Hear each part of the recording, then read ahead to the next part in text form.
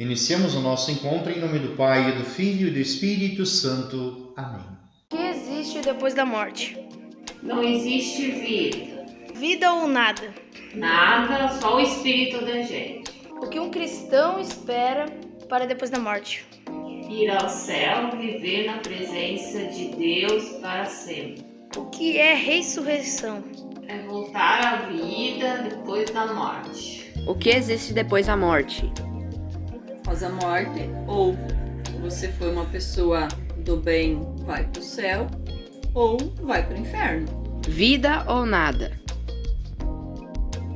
Existe vida esperando da ressurreição. O que um cristão espera para depois da morte? Ressurreição?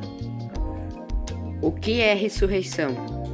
Ressurreição é o dia que Jesus Cristo vai voltar à terra para julgar os vivos e os mortos.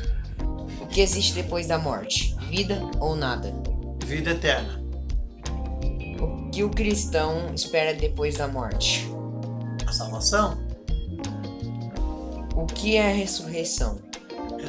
Ressurreição é a fé cristã que Jesus ressuscitou depois de ser crucificado. O que acontece depois da morte? Vida ou nada? Para mim existe a vida eterna, que aqui é só uma passagem pra gente. O que um cristão espera depois da morte? Espera a vida eterna, espera ir para um lugar melhor que esse que vivemos hoje. O que é ressurreição? Significa renascer dos mortos, o renascimento. O que as pessoas dizem que existe depois da morte? Vida ou nada? O que um cristão espera para depois da morte? O que é ressurreição? O que diz a nossa fé cristã sobre esse grande mistério?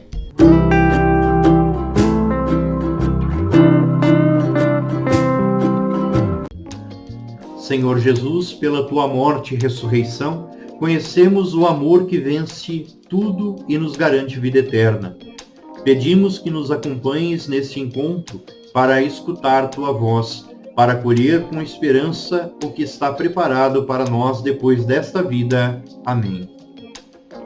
Tua palavra é lâmpada para os meus pés, Senhor. Lâmpada para os meus pés, Senhor, luz para o meu caminho.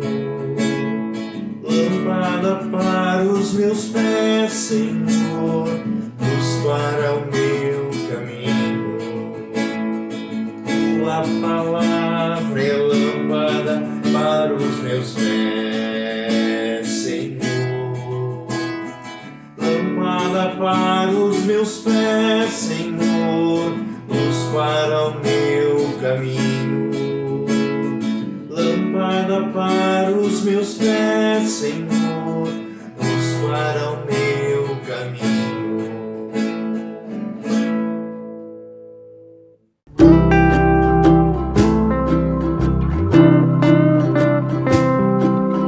Vamos ver o que a palavra de Deus tem a nos dizer hoje. Da primeira carta de São Paulo aos Coríntios. Mas dirá alguém: como ressuscitam os mortos? E com que corpo vêm? Insensato.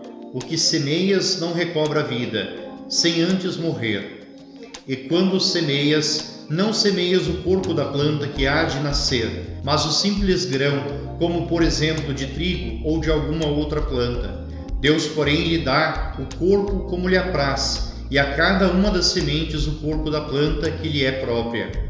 Nem todas as carnes são iguais, uma é a dos homens, e outra a dos animais. A das aves difere da dos peixes. Também há corpos celestes e corpos terrestres, mas o brilho dos celestes difere do brilho dos terrestres. Palavra do Senhor, graças a Deus. Vamos ver uma outra tradução. Mas dirá alguém: como ressuscitam os mortos? Com que corpo voltam? Insensato. O que semeias não readquire vida, a não ser que morra. E o que semeias não é o corpo da futura planta que deve nascer, mas um simples grão de trigo ou de qualquer outra espécie. A seguir, Deus lhe dá corpo como quer. A cada uma das sementes ele dá o corpo que lhe é próprio. Nenhuma carne é igual às outras, mas uma é a carne dos homens, outra a carne dos quadrúpedes, outra a dos pássaros, outra a dos peixes. Há corpos celestes e há corpos terrestres. São, porém, diversos o brilho dos celestes e o brilho dos terrestres.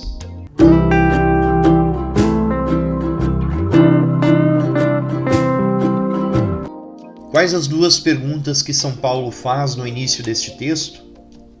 Dirá alguém como ressuscitam os mortos e com que corpo vêm? Qual a resposta que ele dá? Insensato, o que semeias não recobra vida sem antes morrer. Como ele relaciona a morte e a semente? Quando semeias, não semeias o corpo da planta que há de nascer, mas um simples grão, como por exemplo o de trigo ou de alguma outra planta. Deus, porém, lhe dá o corpo como lhe apraz, e a cada uma das sementes o corpo da planta que lhe é própria. O que ele fala sobre a carne?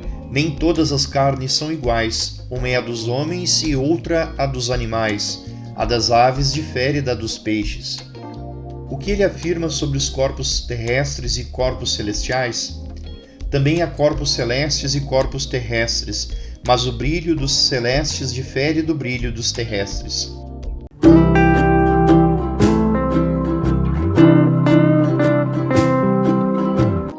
Para explicar como será a ressurreição da carne, São Paulo utiliza imagens e linguagem que as pessoas do seu tempo entendiam. Muitos cristãos perguntavam-se como seria depois da morte e o que significava crer na ressurreição dos mortos. Muitos pensavam que depois da morte restaria somente o espírito numa outra dimensão. Paulo usa a imagem da semente que é colocada na terra para explicar a ressurreição. Quando semeamos um grão na terra, ele se desfaz para dele nascer uma nova planta. Paulo diz que é preciso que a semente morra para fazer nascer a vida. A ressurreição tem algo parecido como a semeadura, mas é bem diferente também. Quando morremos, nosso corpo, como a semente, se desfaz.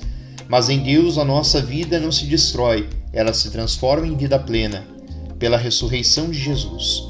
Ressuscitar é receber a vida nova, como um corpo que não morre mais. Paulo distingue a carne de um animal da carne de um ser humano. Igualmente distingue o corpo terrestre dos humanos do corpo celestial dos anjos. Na ressurreição, nós humanos ganharemos um corpo que também será celestial, mas não perderá a identidade terrestre, isto é, permanecerá a nossa identidade humana, mas glorificada nos céus e por isso numa situação nova. Certamente isso não é fácil de compreender enquanto estamos neste mundo, mas Jesus nos revelou que seremos ressuscitados e prometeu a vida eterna, que será felicidade sem limites para todos aqueles que acreditam em suas palavras. Segundo o Catecismo da Igreja Católica, o termo carne designa o homem em sua condição de fraqueza e de mortalidade. A ressurreição da carne significa que após a morte não haverá somente a vida da alma imortal, mas que mesmo os nossos corpos mortais readquirirão vida. Crer na ressurreição dos mortos foi, desde os inícios, um elemento essencial da fé cristã. A confiança dos cristãos é a ressurreição dos mortos. Crendo nela, somos cristãos.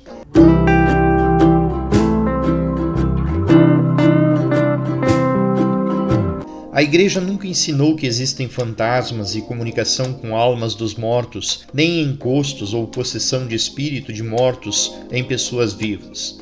Tudo isso é resultado de uma religião que se misturou com elementos não bíblicos, com muita fantasia, e descaracterizou totalmente o ensino de Jesus e dos apóstolos sobre a vida e a morte. Ao católico é proibida essa crença. Quem tiver dúvida, consulte os seguintes textos bíblicos: Levítico 19:31 e Deuteronômio 18:10-12. A Igreja professa que existem anjos que são criaturas espirituais, mas eles atuam para nos ajudar a fazer a vontade de Deus. Os anjos maus, os demônios, também podem nos seduzir, mas quem é batizado tem a força da fé em Cristo. Algumas religiões ensinam que o ser humano pode voltar a este mundo em outras vidas. Isso não condiz com o ensinamento de Jesus Cristo. Jesus afirma ao ladrão crucificado com ele: "Em verdade te digo, ainda hoje estarás comigo no paraíso." Pela doutrina da reencarnação, apesar de estar arrependido, o ladrão não estaria totalmente purificado, pois era um criminoso, e precisaria encarnar-se novamente. No entanto, Jesus lhe dá a sentença final. Ele foi salvo. Assim, entendemos que a salvação da pessoa não pode ser alcançada somente pelos próprios méritos. A salvação é graça de Deus, dom de Deus. Cada pessoa é livre para escolher o caminho religioso que deseja seguir, mas deve fazer isso com responsabilidade. Quem crê na reencarnação não crê na ressurreição. Igualmente, um católico não pode crer na reencarnação, pois nega a fé da Igreja.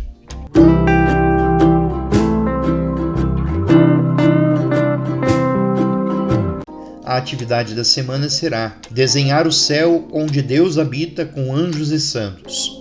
Enviar o desenho para o WhatsApp do Padre Marcos.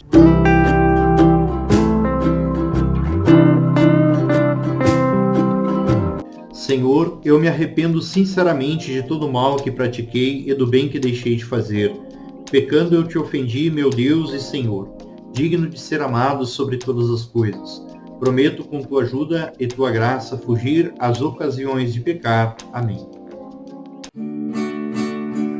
A bênção vamos pedir no fim de nossa oração, que Deus proteja-nos todos e faça nossa união, que Deus proteja-nos todos e faça nossa união. A Cristo muito obrigado e aos nossos irmãos também. A fé nos guarde unidos agora e sempre. Amém. A fé nos guarde unidos agora e sempre. Amém. Rezemos juntos. Pai nosso que estais no céu, santificado seja o vosso nome. Venha a nós o vosso reino, seja feita a vossa vontade, assim na terra como no céu. O pão nosso de cada dia nos dai hoje.